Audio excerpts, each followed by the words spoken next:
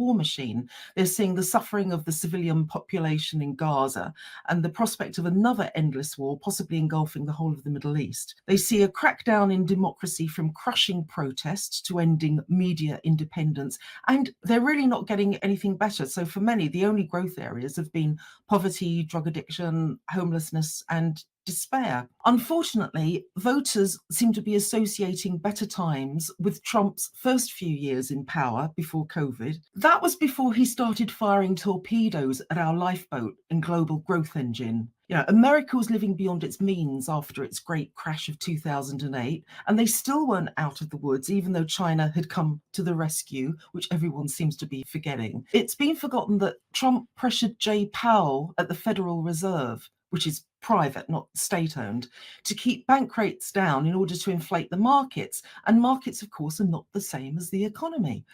And that's how we got the Trump pump. I remember that well until the Black Swan event of COVID that did what we were all expecting, crashed it so the rich could reload, having sold their stocks and shares the night before. So in this sugar rush delusion, everyone lost perspective. The nation racked up unimaginable debt, now standing at $36 trillion. And there is no legitimate way out of that. And the worry is, of course, classically, there's one way to get yourself out of that sort of problem, and that is war. Yet again, it's like being one long war with America. So manufacturing still hasn't been brought home.